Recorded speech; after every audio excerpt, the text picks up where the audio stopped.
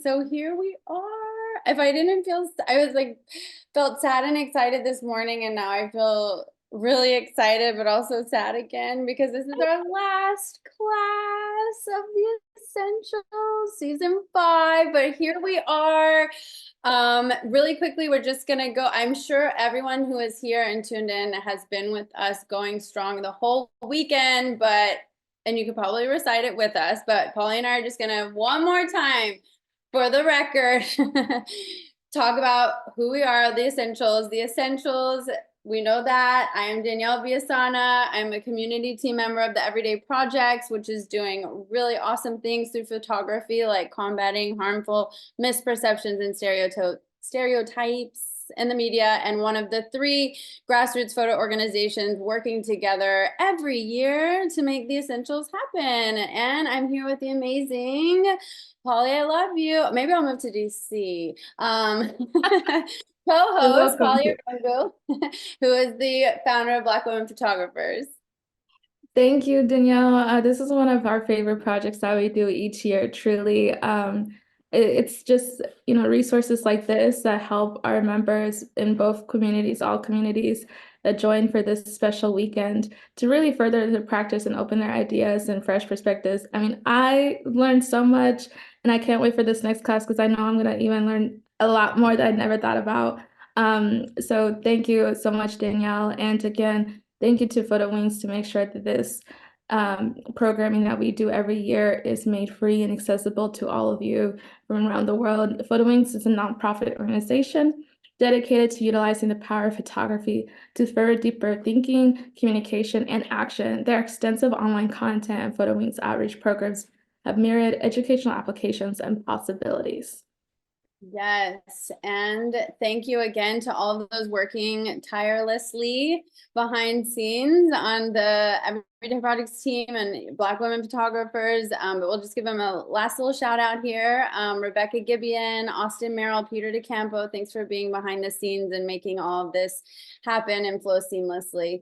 And if you haven't memorized it yet, these are our social media handles where you can stay tuned for many more amazing things that all these organizations do, but for the videos that will be available online in perpetuity as long as the internet exists in English, French, and Spanish. So share those videos.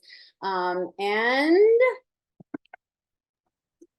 final drum roll.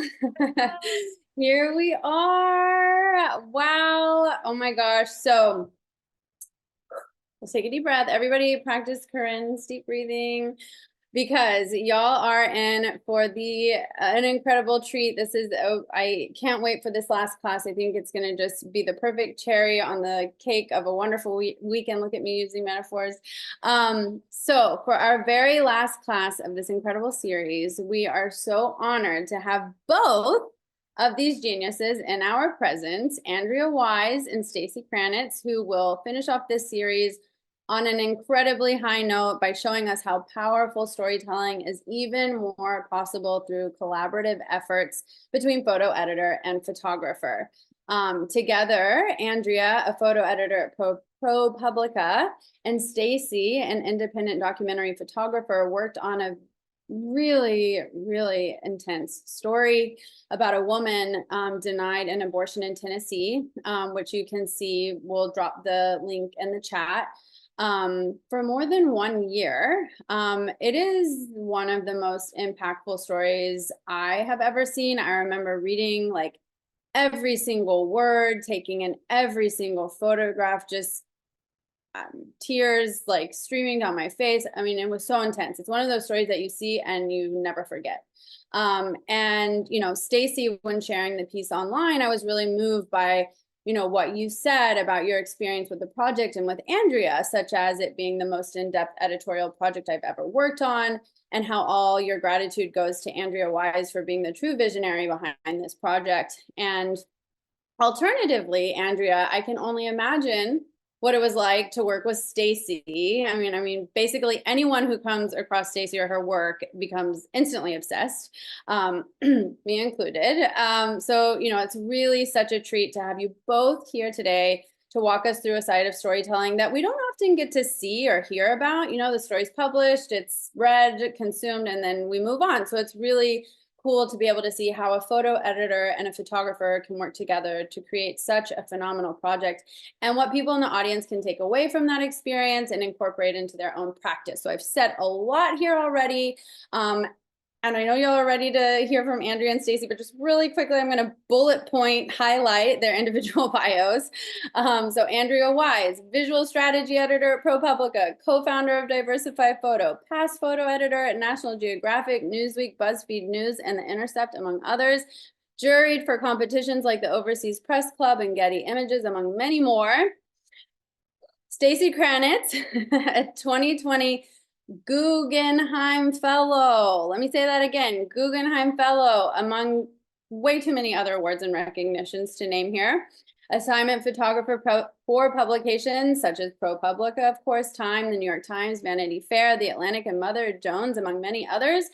And her first monograph was shortlisted for a Paris Photo Aperture First Photo Book Award. I mean, wow, we have angels in our presence. So thank you so much again for being here. We can't wait to hear from you both. Oh my God, that introduction. Thank you. And Danielle and Polly, you two have been doing such an awesome job just emceeing this whole weekend. I've been sitting in on every single one of the sessions. And this has just been like a really, really cool season.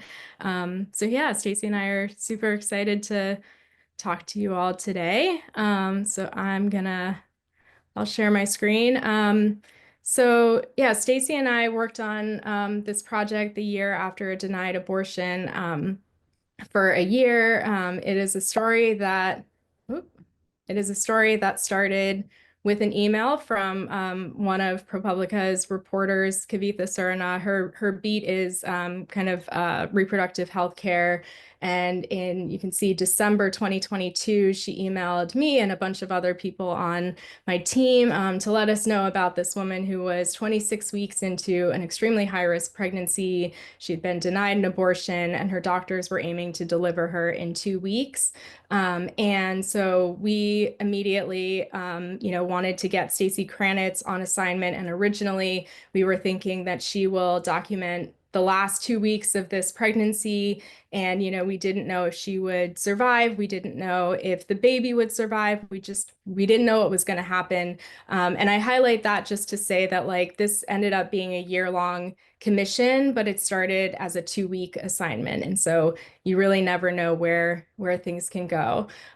So we actually we had Stacy for about 3 months on assignment working with Kavitha, and we published a first story about Marin and her pregnancy. I should also say that this topic is like kind of sensitive, and some of these images are going to be difficult to look at. I should have said that before getting this picture up. So in March of 2023, we published this story that was really about Marin's pregnancy and about, her decision to try to seek an abortion, even though it violated her personal beliefs. She was personally against abortion, and also about her doctors and what her doctors went through in feeling really conflicted in not being able to deliver the medical care that they felt was necessary. And baby Elena, who was born, and I'm kind of flying through these stories just because we are going to primarily talk about what we learned and some of our takeaways about working together. But I do want to just give you some of that context. So that first story ended on this photograph, which was, we thought that the story was going to end the day that Elena came home from the hospital after spending more than 3 months in the NICU. But then 3 days before we published, Elena got a lung infection and had to be rushed back to the hospital. So we left readers on this like really intense kind of note of not knowing what was going to happen to this baby. And, we had gotten, our readers like really invested in this family, and people wanted to know what was going to happen. And so that is when we decided, let's stay with this family, let's stick with this story, let's keep Stacy on, and let's, plan to do a 1-year photo essay about the first year of Elena's life. And so that story, which again, I'm not going to go through the whole thing, but it's really beautifully designed. Anna Donlin and Alan Tan on ProPublica's team, and just a ton of other people work together on this piece. And it's really, I think the most ambitious photojournalism project that ProPublica has ever published. This is by no means like something that we do all the time, but I think it is like really worth your time. But I can't go through the whole thing right now. So that is the link again, and I think it's in the chat. So our very first takeaway, and then Stacy's gonna talk. I know I'm just like dominating. Stacy, do you want to say anything before I even like I just jumped into this? I know, I absolutely love that you are taking the lead, Andrea. All right. So first takeaway from this project and from our collaboration is that I really believe that it is, and this, picks up on what Denise was talking about in the earlier session, that it is our job as photo editors to set photographers up for success. So that means, really thinking about what are their strengths, what are the challenges that might be involved in an assignment that you're, selecting them for, and how can you pick somebody who is not only like equipped to handle those challenges, but like who's really going to thrive in that environment, and who's going to then be able to like approach that assignment with confidence, with knowing that you are confident in them. So for this story, again, with that initial 2-week assignment, we didn't really know what was going to happen. So we knew that it was important to have somebody who is local to Tennessee, who would have some like schedule flexibility and be able to respond as things, changed. We knew we needed somebody who had, documentary, reportage, photography experience. So those like, photo skills themselves, somebody who was committed to non-judgmental portrayal of people with complicated lives. We selected Stacy before we had even like really met Mayron, but we knew that she had a history of substance use. We knew that she had, past history with the child welfare system. And we knew that, there was poverty involved and there would be class dynamics. And we really wanted somebody who was going to, not like overly aestheticize that either. And so I'm just sharing like some of the kind of things that were going through my mind as I was, it was a very easy decision to go with Stacy. And then also just like I had worked with her in the past, I knew that she was very communicative. She was really reliable. And those are also like really, really important things. Okay, so second takeaway is to really build and trust your team. Today we're talking about our collaboration, the two of us, but this is how many people were actually involved in this project, and every single one of them played an absolutely invaluable role. Like we could not have done this without, our Word colleagues. We had multiple, top Word editors, masthead editors, multiple people from the visual storytelling team, Boiselle Hosey, who's my boss, who Denise mentioned earlier too, who is supportive of this. And actually like, when we were pitching, we want to keep Stacy on for a year and we want to do this photo essay that is, also going to be like quite an investment of resources. It was really like our colleagues on the Word side who were also advocating for it, and that let us get there. Stacy, do you want to say anything about working together as a team? No, I mean, I think that, well, we'll get to a few more details about that, but this was certainly the largest project that I was a part of. And I don't have a lot of experience with anyone beyond my photo editor and sometimes the reporter. So this was a really wonderful to see how everyone was working together to put this story into viewers' hands. I also really felt that I was getting a masterclass in investigative journalism because I got to see so much from that inside perspective. Yeah, I should probably also mention for those of you, especially those of you outside the US who aren't familiar with ProPublica, we're a nonprofit, nonpartisan investigative news outlet. So all of our reporting is about abuses of power, betrayals of the public trust. And so, you know, this story, we're going to talk more about this later, but this story was really about looking at the like long-term consequences of abortion bans. And when we were pitching continuing for a year, it wasn't just like, oh, this is great photography. We think there will be like beautiful images here, but it was really like we're seeing a lot of stories. You know, this again, this was 2022, so Roe versus Wade had just been overturned. We were seeing abortion bans passed in a number of states, and we saw a lot of stories about the women and the mothers, and we were then wondering what comes next. So, you know, if somebody is denied an abortion and you know, in Marin's case, it's high risk. The baby's born extremely premature. That means that there's all these other complications. But even in kind of a normal, healthy pregnancy, what support are those states then providing those families to raise those children that, you know, that came about as a result of those bans? And so, yeah, another big takeaway, Stacy just mentioned it, is include photographers in the story development and editing process. It's obviously not always possible on, you know, a daily assignment or like, you know, these smaller scale things. But it was really critical for us on this for, you know, really in thinking about Stacy as like the subject matter expert, and for her to be able to, you know, be informing all of these discussions that we were having internally about how to frame the story and you know, just what we were doing, to have the person who is on the ground who actually is like reporting the story out in real time, informing those decisions. And then also just like Denise earlier talked about managing up, and part of what, you know, what we did is like we had monthly check-ins with everyone. So, you know, the audience team, the comms team, you know, our word friends, like literally every single, the designers, like everybody on our research reporter, like everybody on all the teams getting together once a month. And we did these, you know, updates, just to like remind people where things were at. And it was really important to me that Stacy be in those conversations and that everybody be, you know, getting to hear from her directly. It was a really smart decision on Andrea's part. Obviously, they were very welcoming, but I don't know that a lot of photo editors think to do that. And I think it really, really made a huge, huge difference with this story.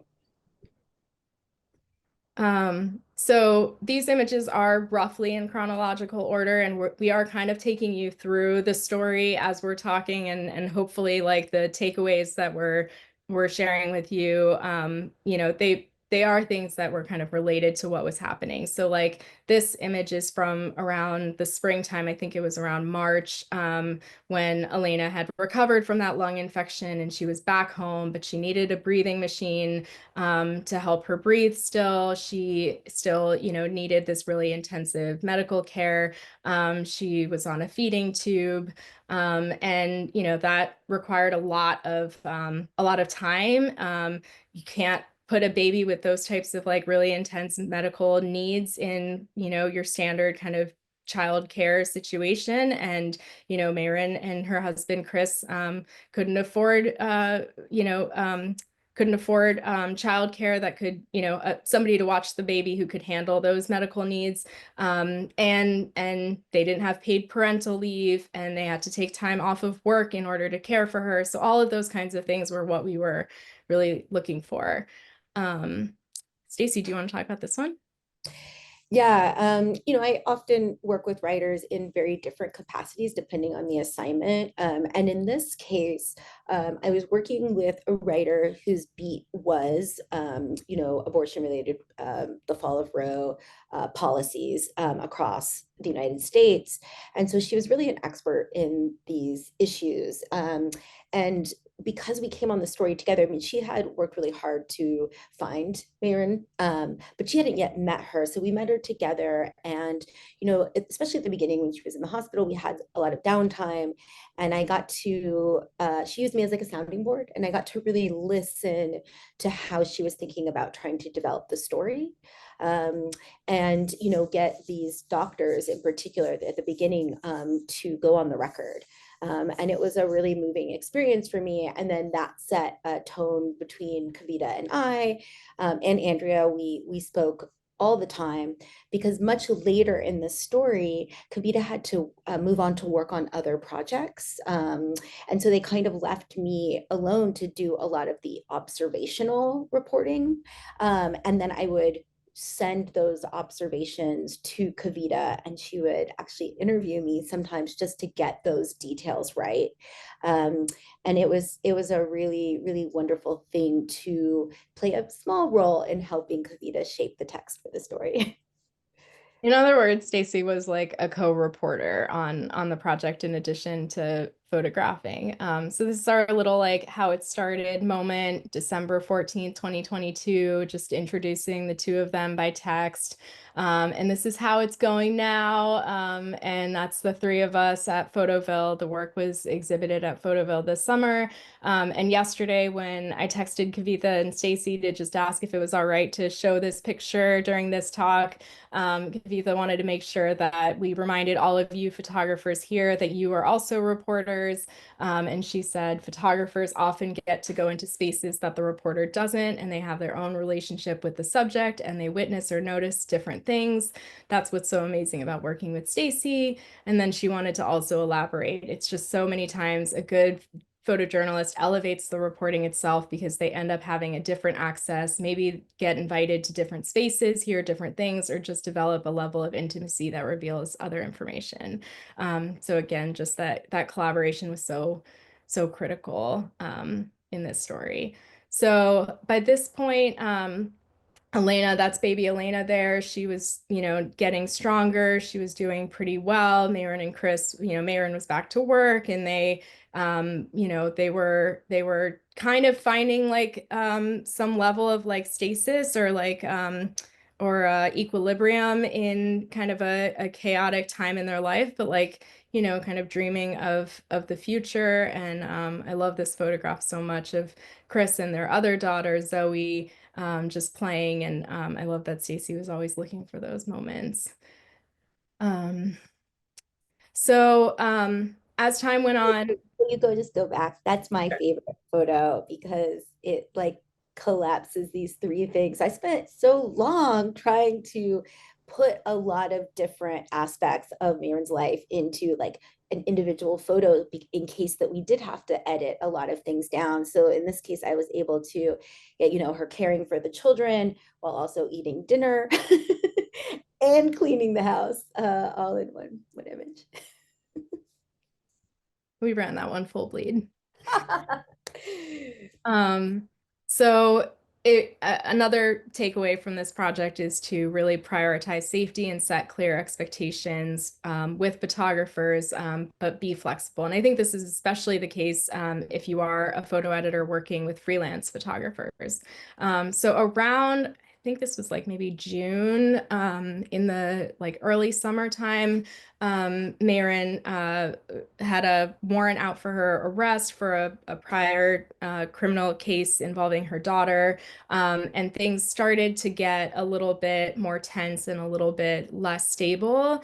And so it was really important for us to have a lot of conversations with Stacy about, you know, our expectations, like how our newsroom thought about ethics. You know, freelancers are often working with a lot of different clients, and no two publications are exactly alike. And I think it's really important to trust the photographer to make the best decisions in the field in the moment with all the information that they have. But I also never want a photographer to feel unsupported in that moment. And I want to have had enough conversations that you know, that she would know that, you know, even if she made maybe like not the right choice or not the choice that I would have preferred, that I'm going to have her back because I trusted her.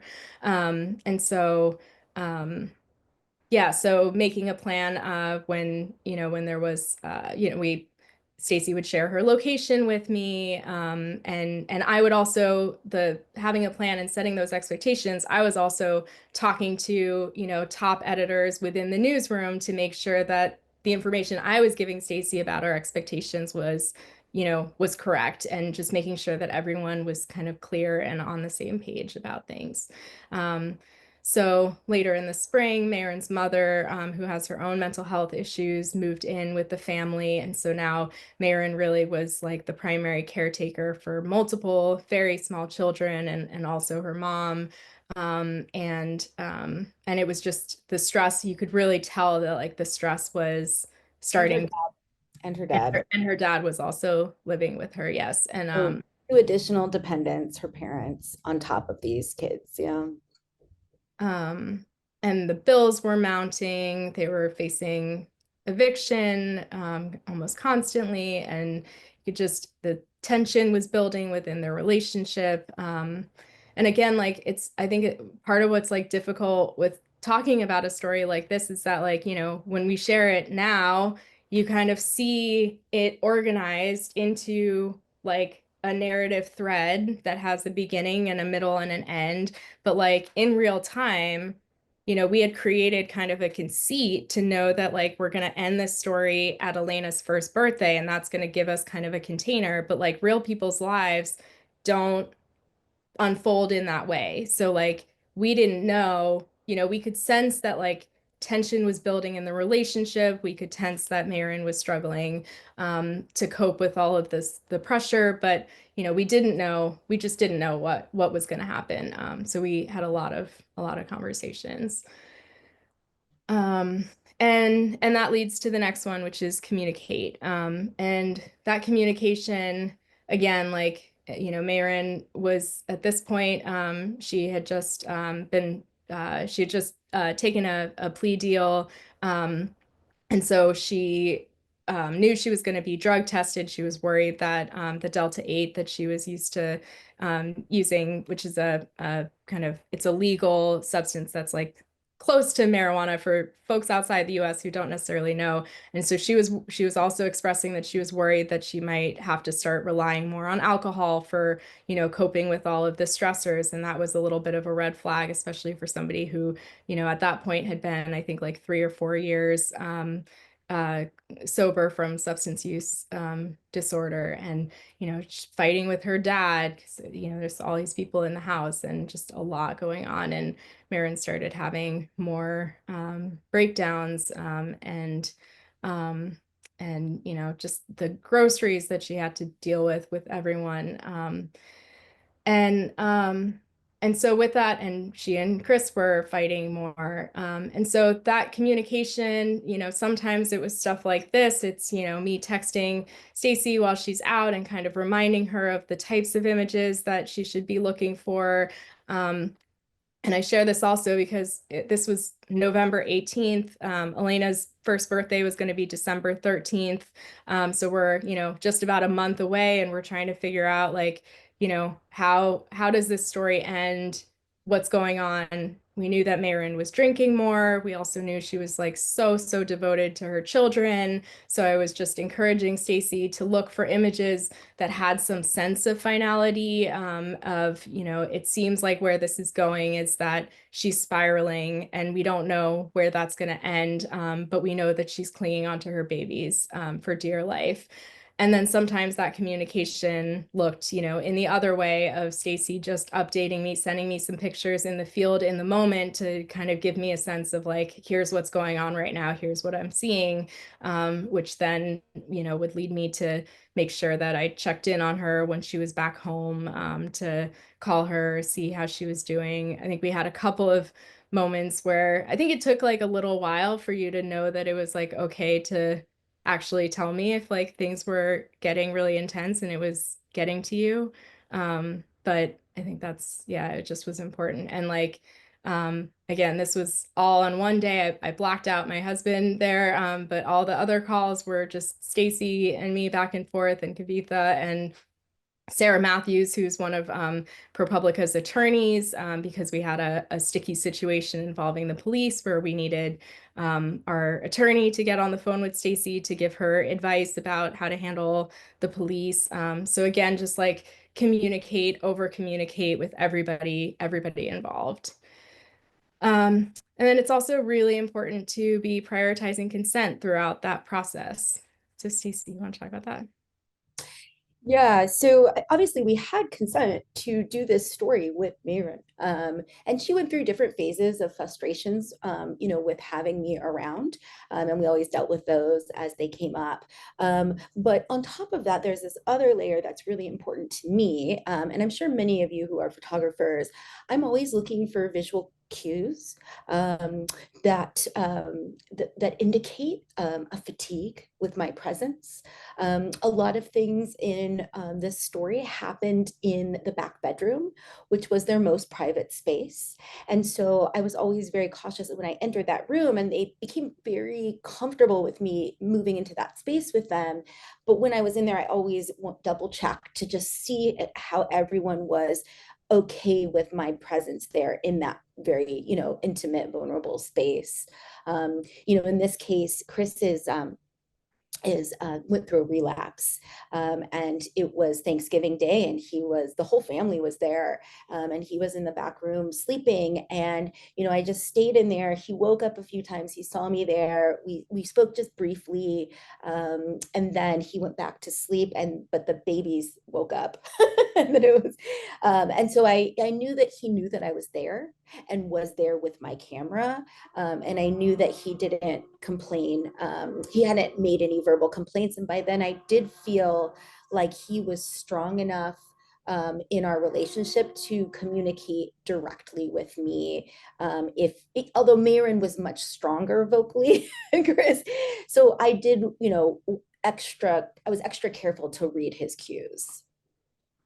And then the other part of this is, as an investigative news outlet at ProPublica, we have a part of our process for any story that we publish is we send a no surprises letter to anybody who's in any of our stories. It doesn't matter if you're a lawmaker or, a regular citizen. And that process is about making sure that people know what we're going to be reporting about them and have a chance to either correct the record, tell us if, we have anything wrong that we need to correct before we publish, or just if they are uncomfortable about things. And so with Mayron, we were publishing, intending to publish these pretty intense moments. This was, she had been out all night and nobody knew where she was. She came back the next morning with the black eye and didn't remember how she got it. And so we wanted, we didn't want her to be surprised by any of the photographs that we published, even though she had, she had not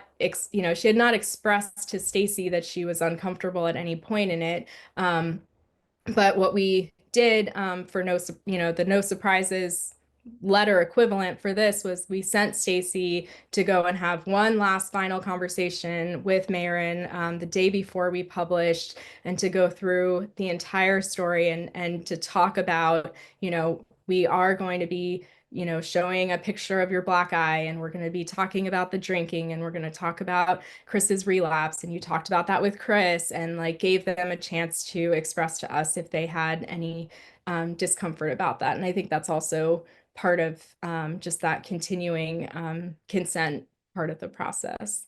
Another takeaway is that our differences of perspectives is a strength. Like photographers, in order to do your job really well, you need to have like a really narrow eye for detail. Like you need to be like honing in on exactly what is going on in between those four corners. And that can also mean that sometimes you like lose the forest for the trees. And at the same time, like photo editors, we have to have this sort of wider, big picture perspective of like how all of these individual moments that we see in photographs fit together into the larger whole. And like, I think like really like recognizing that like that difference of perspective, like leaning on one another and trusting one another in that is so important. And then keep focused on the why. Like a project like this, a year, it is so easy to get like completely lost in like what's going on. Like, how do you decide which moments Stacy should be present for to photograph? Like when you're looking at, tens of thousands of photographs, like how do you decide which ones to publish? Like in what sequence? How do you make sense of these kinds of things? And so it all, kept coming back to like, why are we telling this story? Like we are telling this story because we want to show people the long-term consequences of abortion bans, and we want to look at the social safety net for the social safety net in states that call themselves pro-life. And so, we were really looking for like, what are like the moments in Marin and Chris's life that speak to decisions that lawmakers have made to either reinforce or weaken the state's social safety net. So things like decisions to vote against paid parental leave meant that Marin had to go back to doing physical labor, 10-hour days on her feet 3 weeks after she had major abdominal surgery and a hysterectomy, which is removing the uterus. That giant scar that you saw, that was like super fresh, and she was back on her feet. She had no time to rest because her state and country had no paid parental leave. So those were the types of things that like really guided us in what Stacy should be photographing, and also like what photographs to be choosing. It was like, what this is not just about kind of like gazing at this family as they spiral. It is about like seeing how might they, what are the moments in their lives where they could be getting support if their state had chosen to give them support. And I should say here that I was probably, I think just according to the hierarchy, the photographer is probably the most lost. I'm so deep in it that it is very hard. I easily just kind of just get sucked into whatever's going on. And I feel like it is the most important thing. And so I really had to rely on Andrea to help me kind of guide me back, because a lot of things that were going on in their lives weren't maybe directly, we couldn't directly trace to this, horrible experience they went through at the hospital. And so, and also we had initially thought that the story would be very much about Alina's health. But Alina turned out to have a really remarkable recovery for a 1.5-pound baby. And so it became more about the social safety net and these sorts of different things that they struggled with. And I would just run this huge list down to both Kavita and Andrea of all these different things. And they would be like, well, this is really important. And then they're like, but this is not that important for this story. It's not specific to the issues that we're looking at. And really and truly, there were so many times where I couldn't tell the difference because I was so deeply immersed in what was going on in this family's life. And then the last takeaway that we want to leave you on is that you can never truly know what significance your stories will have. And so you really need to treat them with care. So we knew that we wanted this story to, and sorry, I might tear up, but we knew that we wanted this story to end, or we were intending for this story to end on Elena's first birthday, which was December 13th.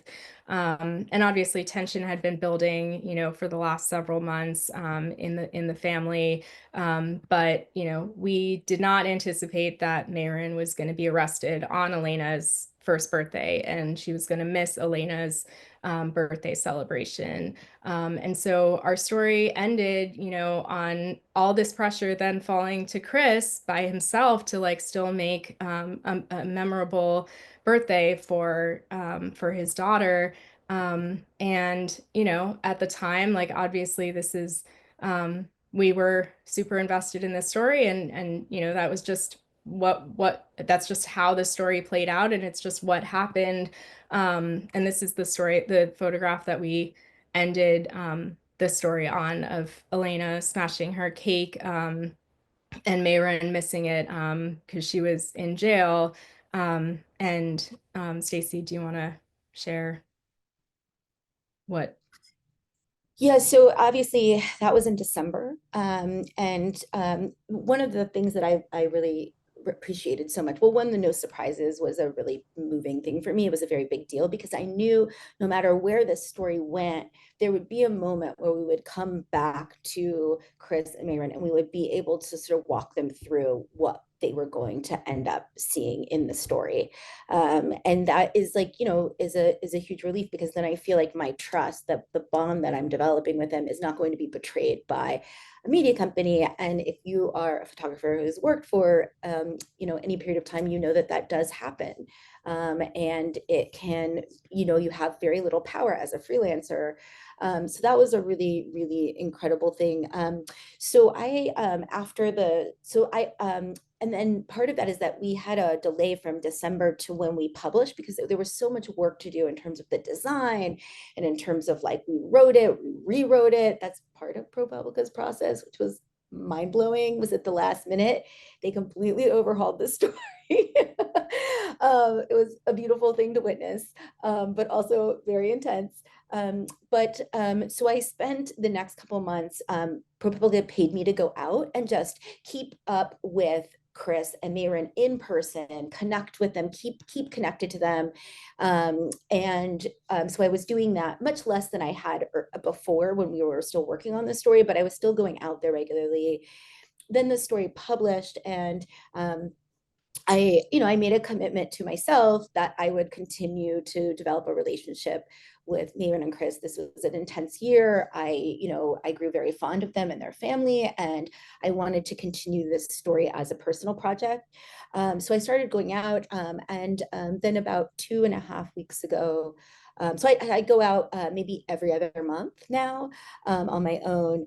And so I was aware that Chris was really struggling with his addiction. The last time I went, you know, I photographed, there were some needles that he had in the bedroom that Mayron found, which was very upsetting to her because the kids lived there, and she showed them to me. And so I knew that things were not great.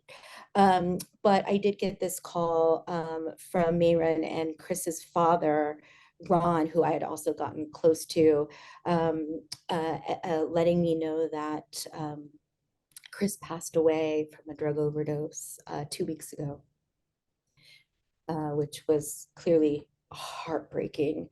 But one of the first things that me and Mayron talked about was how, you know, Chris was a great father, but his kids won't remember that.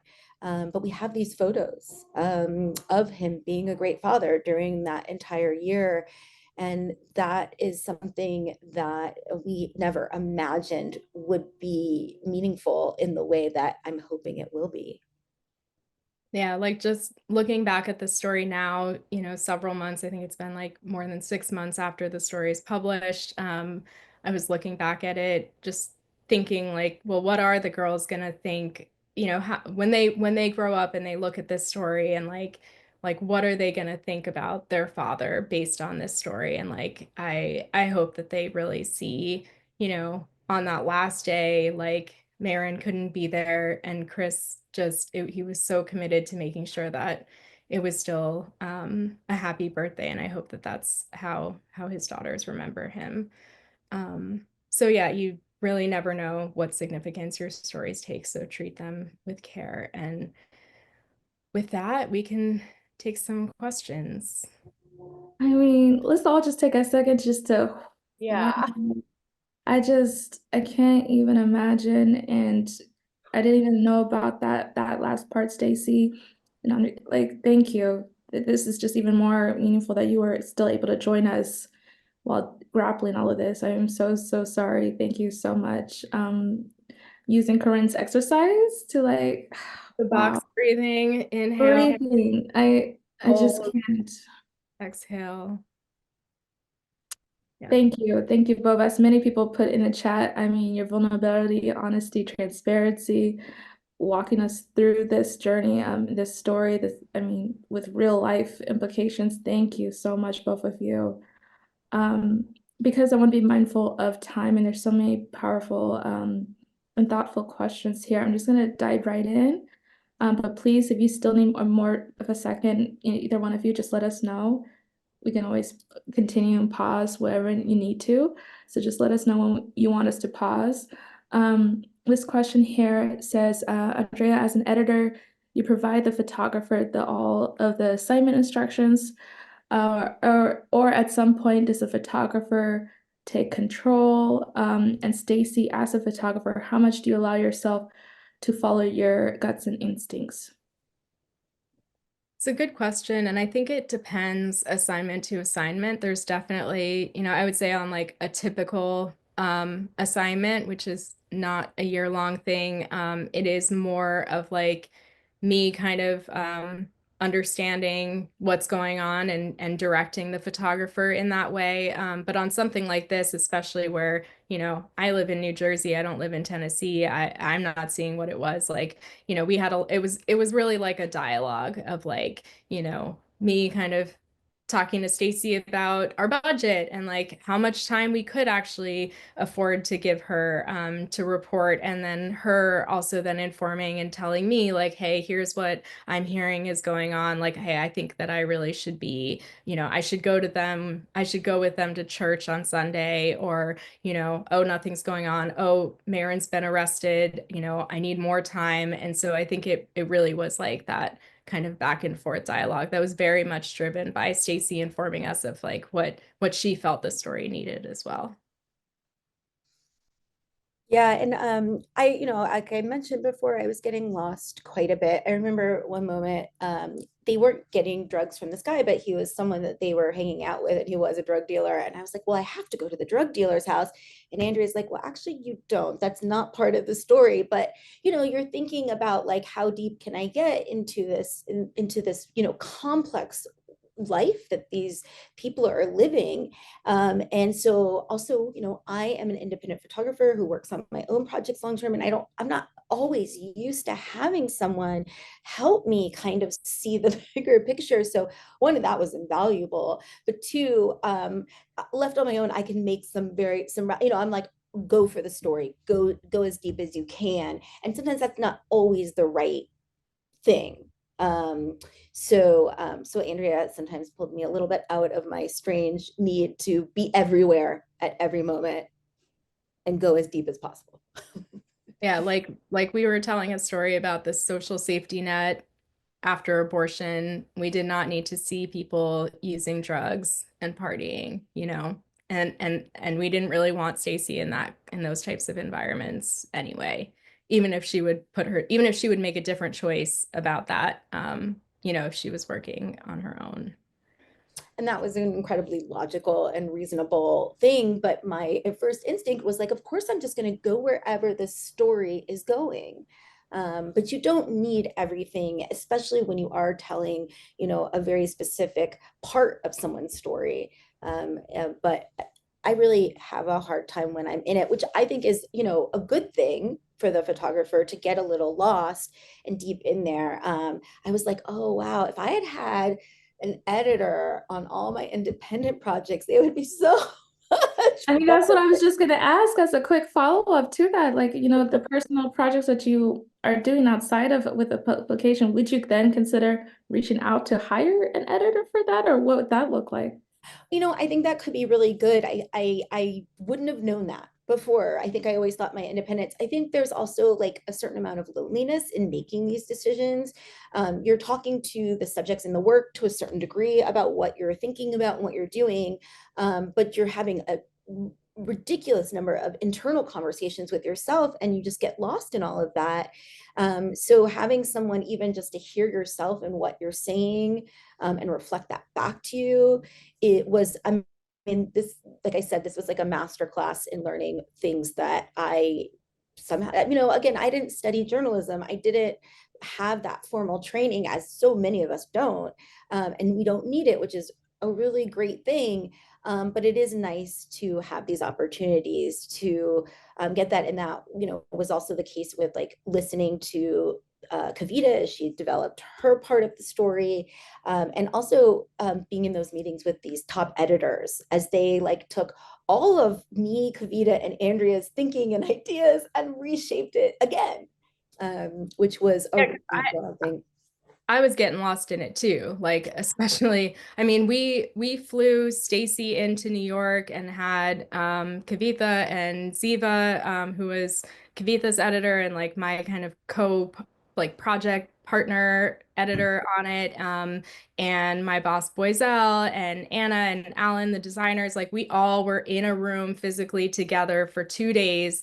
And then did it again and did the same thing another weekend. So we spent like 4 days together, just all day, literally editing together. And then it wasn't working. And like Alex Zayas, if you're out there listening, she's one of our masthead editors. She came in with like fresh perspective and kind of like blew up our structure and like reworked it and made it work. And so that was, again, just like you can get too close. Also, just because I see one thing in the Q&A that I want to just make sure is very, very clear. We did not pay the family to participate in this. We have an absolute very hard non-negotiable rule that we do not pay sources for journalism. So just want to make sure that that's very clear. Yeah, thank you for clearing that up. And we have a lot of questions, and I'm going to do my best. A lot of questions on a very similar thread, theme, topic. I'm going to do my absolute best to kind of group it all into one question. But there's a lot of curiosity and interest knowing more about the process of the no surprise letter and also how that relates to consent and that ongoing relationship of consent. So first question being, can you talk about a time when the no surprise letter has led to any disagreements? How did you navigate those discrepancies between how you envisioned a story versus how protagonists wanted to tell their story? And in that same line, kind of getting into the more nuts and bolts of the no surprise letter, are you showing them the images or the final edit before publication, or were you just telling them the subject matter? And then was there any situation where you came back to the family with the images that you both thought were important to include, and then they felt like maybe we would prefer a different representation, or how did you navigate that disconnect? So it's like, I guess the overall theme is like you take all of this care to really involve people in sort of the maybe not editorial decisions, but with the no surprise letter. So what happened? How did you navigate when maybe there were some challenges between like how the story was going to publish or how the images, were portraying people with, people maybe having different ideas? So is that okay? But summarizing like 10 questions. No, I think. Andrea, do you want to go? I just want to give, so I think this context might be helpful because this type of project is not what ProPublica typically does. And so the no surprises process, if you think about like some of you may be familiar with our reporting on the Supreme Court. So like if we're reporting that Supreme Court justices have violated, have accepted gifts from billionaires, and that may cause a conflict of interest, then and those are not stories that I was like the reporter on, but like we would notify those Supreme Court justices that we are going to be reporting on this. And there are definitely times when like sources will tell us we have something wrong, or their opinion is that we have something wrong. And then, you put something in the story about, this is what their response is, or if factually you get something wrong, then like you correct it before you publish. So like typically the no surprises process is I think more with like relationships that are more antagonistic. But that was also part of like what we had to do is recognize that like Marin and her family are sort of victims of an abuse of power here, as opposed to the people in the position of power making decisions that impact other people. And so we were, that we were using the no surprises framework in this context, but no, we did not show the pictures before publishing. We don't give people the editorial decisions about what photographs to publish. Like those are retained entirely internally, but letting someone know, we are planning on reporting about how you had an affair with the neighbor. So she was aware of that. And, fortunately, we didn't actually have to deal with the situation of like Mayron saying, no, I don't want you to share that. She reinforced like on that last conversation, like this, I'm gonna not get the quote exactly right, but she told Stacy, like, you know, they basically forced me to have a child and then didn't help me with that child. And that really told us like, okay, we've like what we think this story is and what we have been crafting this narrative to say, like she is affirming that we have it right. So yeah, but Stacy, what were you gonna also add? Well, I think it related to this idea that you had of like adapting that sort of like policy that ProPublica has. I remember we were in a meeting, we were trying to understand what that would look like for photos, because you guys had never done that with photos. It was much more important to do it with facts that you were revealing and different things that you were adding to the story, like you said, especially with people that you were writing about that didn't want to go on the record even, right? But in this case, the first, I remember someone being like, well, do we show them the photos? Like we hadn't even come across a scenario like this where we understood what No Surprises would look like for a photo driven story. And, you know, we had a discussion and everyone decided that because they don't show the text, they'll read aloud small segments of the text. And I got lucky. I had been there when Kavita was doing the No Surprises part with that initial story. So I watched her do it. And it's an uncomfortable thing, but it was also really beautiful to see this kind of, you know, just beautiful transparency. And so when it came time for me to do it, it was more about describing those images, like Andrea said. We had decided that it wasn't something that made sense because we don't show the text to show the actual photos. So, Polly, I know we have a lot of other questions, but just to kind of piggyback and kind of segue, I mean, I would imagine, you know, on this topic of consent and all the care that ProPublica and both of you did throughout the process, I mean, can we talk a little bit about how building trust and how you build trust, Stacy, because you're the one out in, you know, out in the world photographing, interacting with people. So you've talked a lot about transparency, you've talked about rolling consent, but are there any, you've talked about, you know, kind of keeping yourself like quiet in certain spaces, but could you maybe just talk a little bit more about how, you know, you continue to build trust and how important that is to the relationship? And maybe if there were any times where, you know, you said how do you pronounce her name? Mayron? Marin, you said, you know, Marin was a little more vocal than Chris. So I wonder, like, was there any times where you kind of like had to, you know, like discuss things a little bit more in depth? So yeah, just you navigating, and it's not just this story. I mean, every person and story you photograph, there's such a depth of intimacy. So we would love to know more about, you know, how you develop and build and maintain that trust with people. I mean, it was really clear up front that Chris is a much quieter person and probably not someone who would invite the media into his life. Then, you know, Mayron was the one that did that. It was her experience. And so he honored that. But I had to be really mindful. I knew that. And so I had to be really mindful of that. Later in the story, there was a lot of antagonism between Mayron and Chris. Their relationship was going through a lot of turmoil. I mean, you can only imagine what they had been through and the stressors. And, you know, Mayron often, you know, she has had this very intense history of being, you know, kind of abandoned by people, and her family, her parents, you know, she cares for them, they don't actually care for her.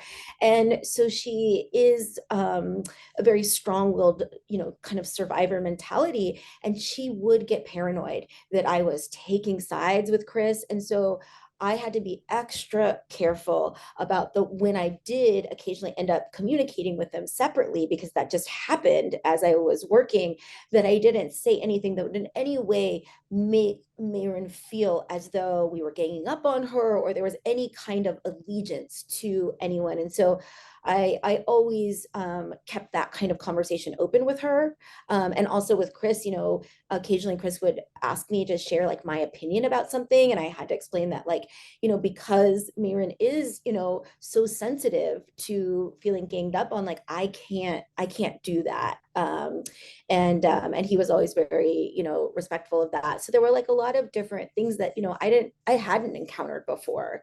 And of course, being at that birthday party with Chris and the children and Mayron not being there, I felt really awful. And the only thing that made me feel better was like, well, at least I'm documenting it for her. But it was strange being free, like literally free because she was in jail, to have that experience and she couldn't. You both have done a really great job at talking about like the delicate nature of balancing like empathy and sensitivity around this and their family. Somebody here asked, was there a point where you felt like you needed to take a step back, you know, at this during this process, and how did you? And then a technical aspect of her question, it looks like Stacy used some flash for some of your photos. Did that like break the routine or make them more aware that you were capturing their moment? And they were they got very used to me. So one of the things that I do is I shoot a tremendous amount of photographs. So I'm always taking pictures. And I think that I had numbed them to the flash, Andrea's to every face. aspect of me by month 5 or 6. And what was so interesting is that by that time, that's when things got very difficult. And so by the time when they were fighting and physically fighting, when things got very, very, very caustic, they never broke their moment of antagonism to even recognize that I was there. But they clearly knew I was there because I was not hiding in a corner. I was close. I was very close during a lot of that fighting. I remember one of the things that I kept trying to explain to everyone at ProPublica was like, they're not just fighting a lot. They're yelling and screaming at each other for 12 hours, the whole 12 hours that I'm there. It was intense. And again, this was not the way it was for a majority of the story. It was when things got really bad and they escalated. And, you know, I grew up in like a violent home. So I was like, I'm fine. Like, I know this. Like, this is like an environment that I'm very familiar with. But I remember, you know, after 3 days of like nonstop fighting, you know, I went home and there was one day where I just couldn't move, you know, off my sofa. And all I wanted to do is like curl up and watch, I don't know, baby cartoons. I don't know, anything that would just allow me to feel a little numb from the intensity of that.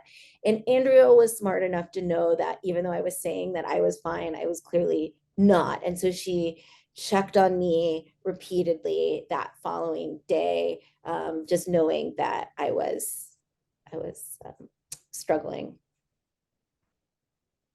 Yeah, another highlight to, you know, the importance of the photo editor photographer relationship. I mean, definitely it seems like by just seeing the story and listening to you both, it's like that relationship too was so crucial to the success of the project. And it's really awesome to just hear you both talk about that.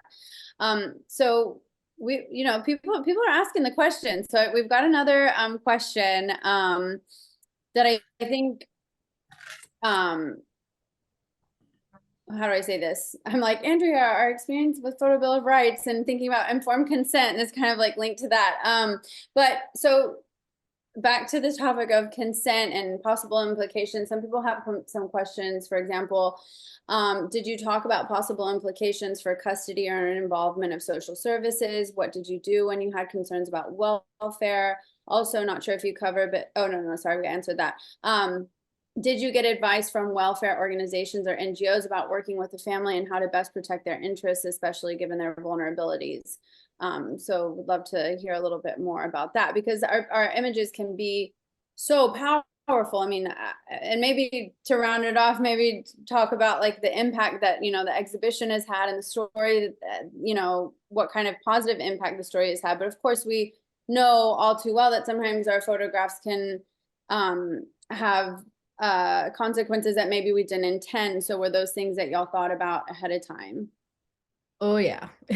We had hours and hours and hours and hours and hours and hours and hours of conversations, including, all the way up to the editor-in-chief at ProPublica, including ProPublica's legal team, including Emergency meetings, emergency meetings. emergency when specific things that we won't talk about now, happened. But what it came, so we did, I'll say this, like we did make a plan with Stacy, that if she was ever concerned about the kids' safety, that she would call one of the trusted adults. We knew that Chris's father, Ron, who lived nearby and who was very involved in their lives, like their day to day, that he, was a responsible, trusted adult. And, Stacy had a relationship with him. But we also decided that like our role in being there is not to be like an extension of law enforcement or to be like an extension of like the surveillance state, for lack of a better word. But we also, part of why it was important for us to have that no surprises process with Marin and Chris before publishing was like for them to be aware of what we were going to be reporting about their lives, because, we didn't, there, to the questioner's point, like there can be consequences that you're not, that you can't anticipate. But it's also so important in all of those discussions to like remember your purpose. Again, going back to your why are we there? Why are we in their lives? Like we are there, in this case, we are there as journalists. And that is a very different, or that can be a very different relationship, and that might inform different decisions than if you're there as an artist or if you're there, as an independent documentary photographer working under your own kind of set of ethical principles. But in this case, again, like we are journalists, we are investigative journalists, and that context, informed what we were doing. So we had safety plans for, Stacy's safety, but we also had safety plans for, if she had concerns about the children's safety.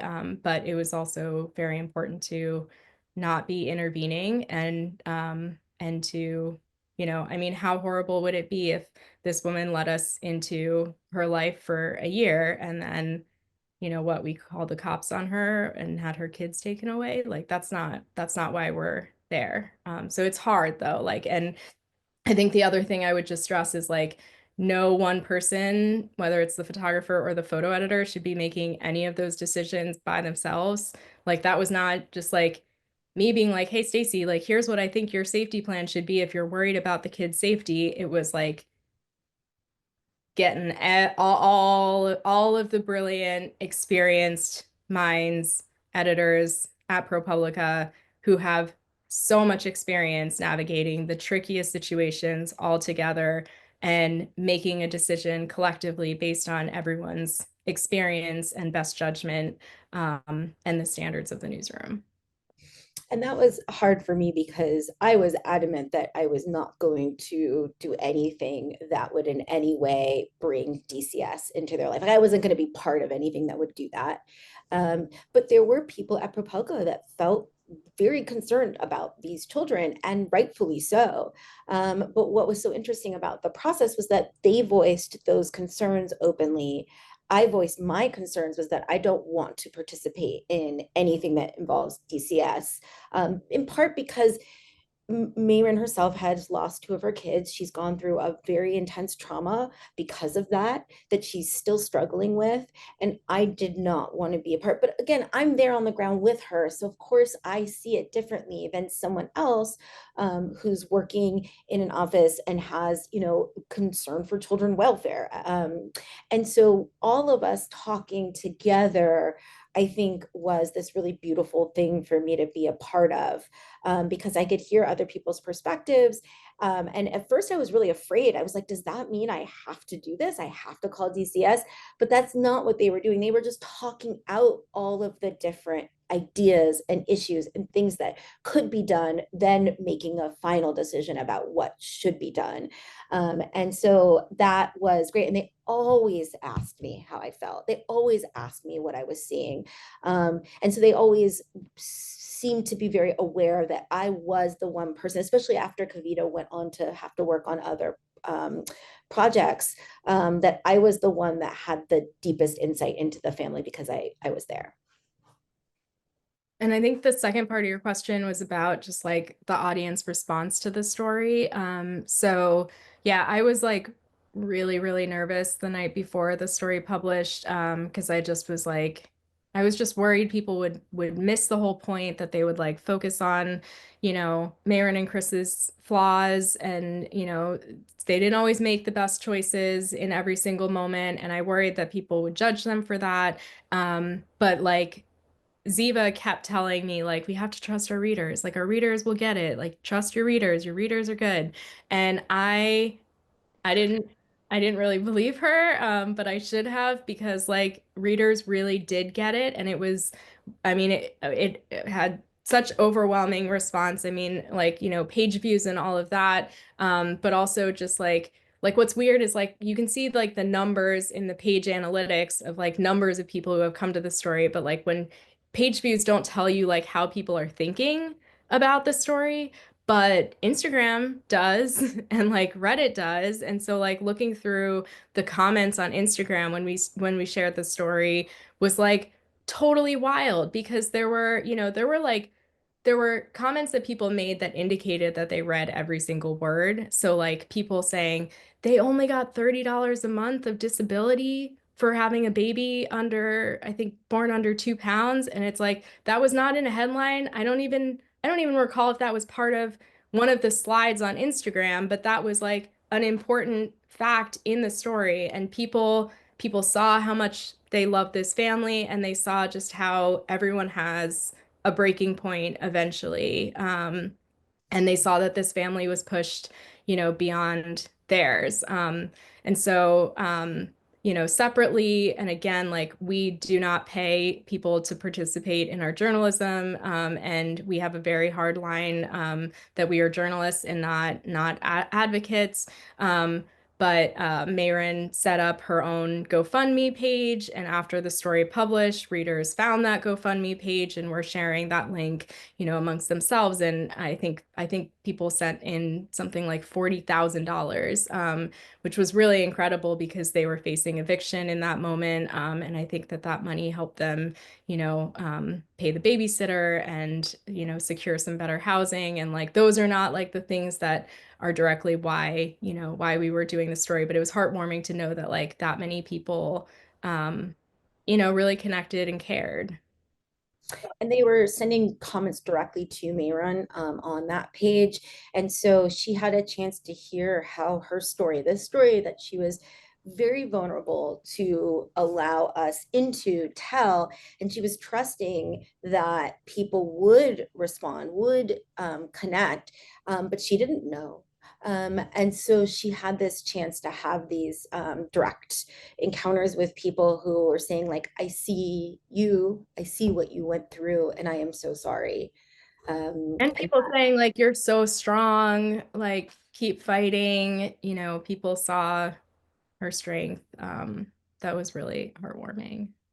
Let me just say, as someone who, you know, had the privilege to see the in-person exhibition at Photoville in New York, I I was blown away. I mean, it literally, you just felt it there, which was, that could only tell me how much, I can't even imagine how you felt it actually being with them day to day, month to month. It literally left so many people like near tears or in tears after experiencing it. I know we are at time, but I do want to get to two last questions. I don't know, is my background noise too loud? I'm so sorry. Oh no, you're good. Okay, You're okay, great. Okay, so the two last questions here. You talked about having monthly check-ins. What kind of topics did you cover?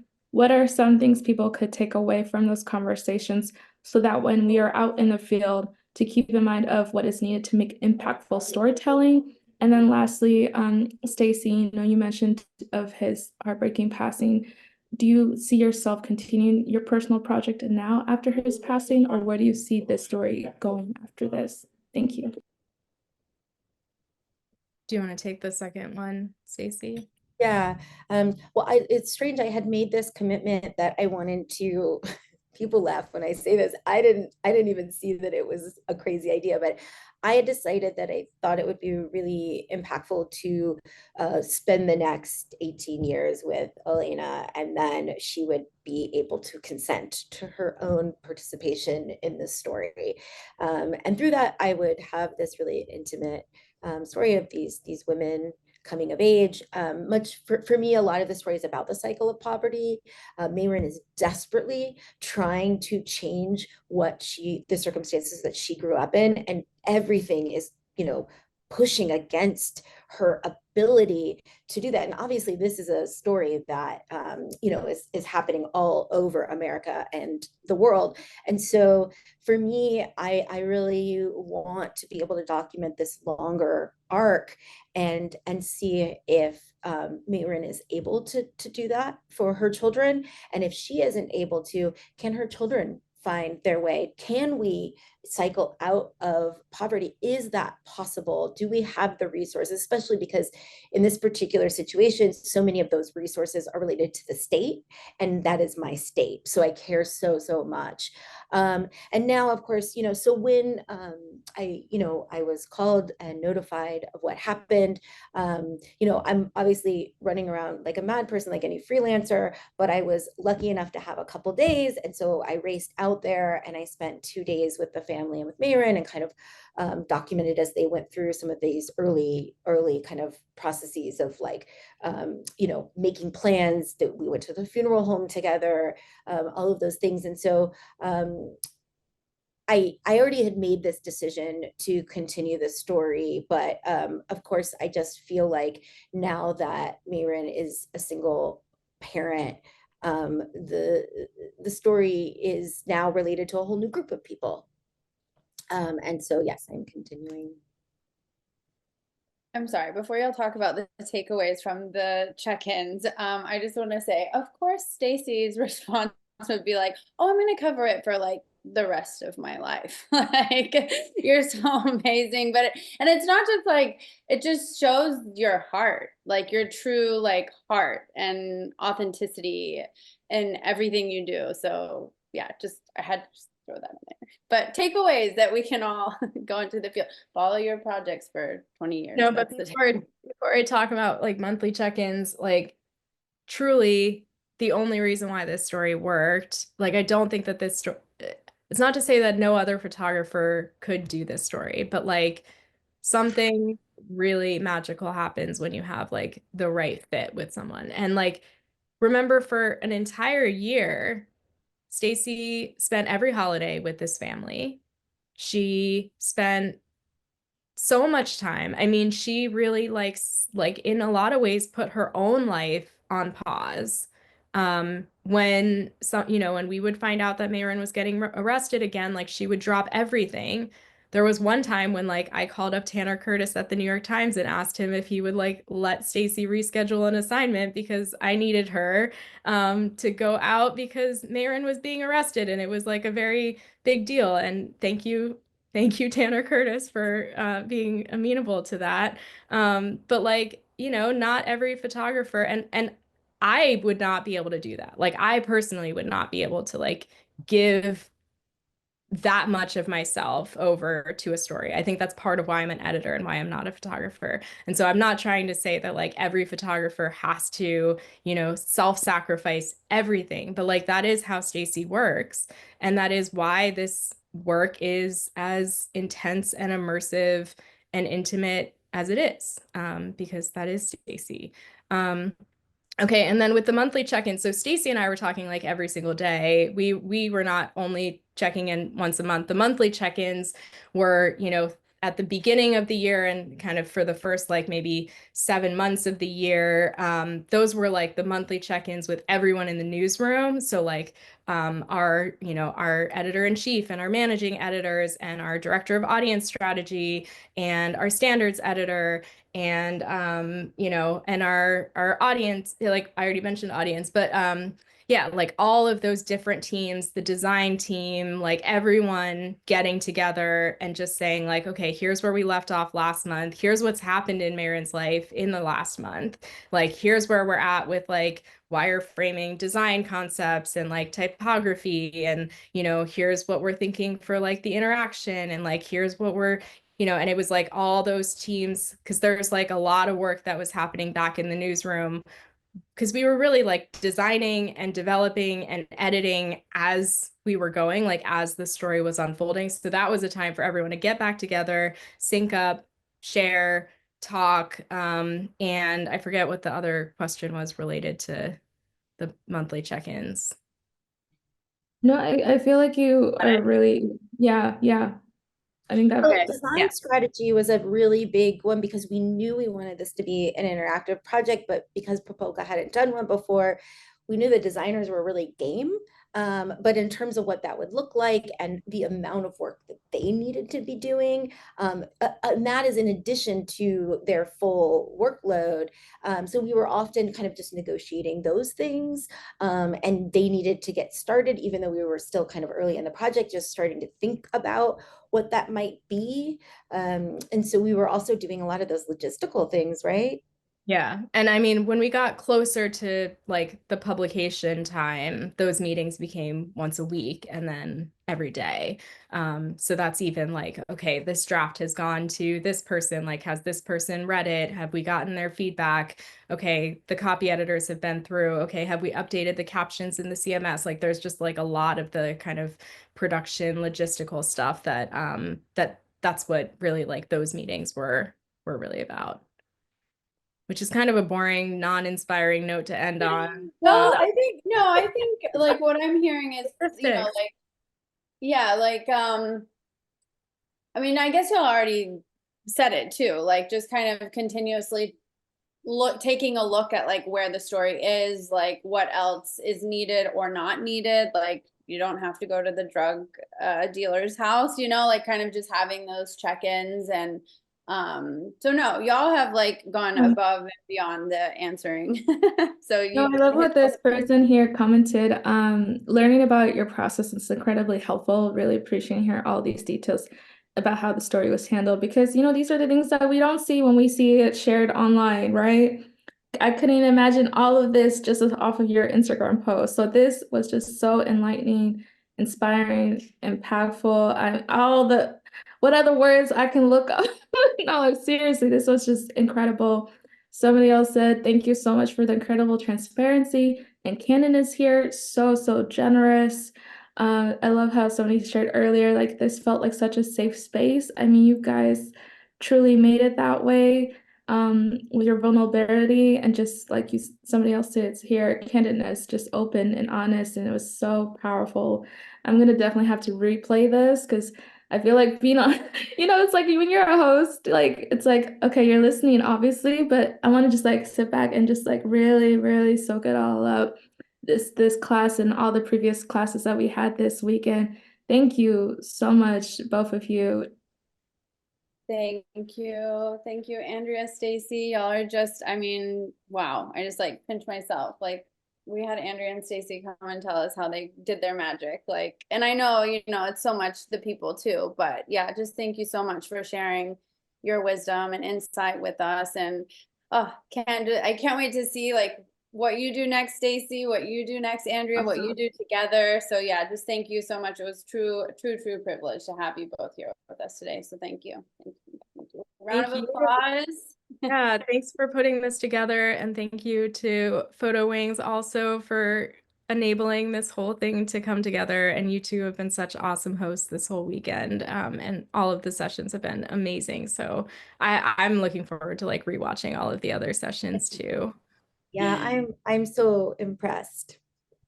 Oh, you guys are the best. And you already did our job for us. We're gonna I say know that keeps happening. I think we need to I start love that it. as I like a love new it. tradition. It's just sincerity. It's just sincerity. No, no, seriously.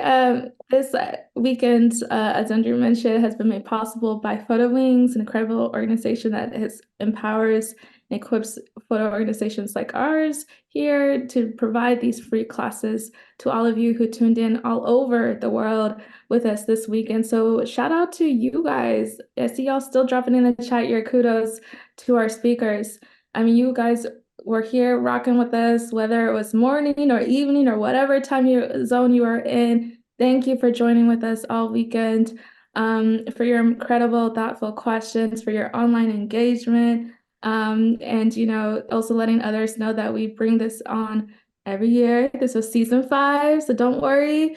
Well, hopefully we'll do it again next year. I think we will. I think 5 seasons in, I think we're just gonna keep it going by now. But if you missed if you missed any part of We have to do the 18-year yeah, session with Stacy and Andrea. Like, I of mean, course. I literally will need you guys back every year for something, seriously. But Well, just a shout out. Oh, sorry, Polly. Oh, yeah. Just a shout out again to all of the speakers, Andrea, Stacy, all of the amazing folks you see up here. Just as a last little reminder of all the cool grassroots photo organizations working together to make this happen, the Everyday Projects, and Black women photographers, Polly, the founder, making the magic happen every day. Again, Photo Wings, thank you so much for everything. Like, huge round of applause for Photo Wings. Thank you, thank you, thank you. And broken record, but follow us on social media, bookmark, save the videos. Like Polly said, they're on our websites in English, French, and Spanish. And oh my gosh, I can't go further. It stopped clicking. That's it. That's the final slide. That's why it's so important that this slide is here as the last one, because if you miss any part of these sessions this weekend, the recordings will be sent out to you all. So make sure you just check your inbox when they become available in the English, French, and Spanish, as well as you can already continue this amazing weekend of gems and replay the past 4 seasons.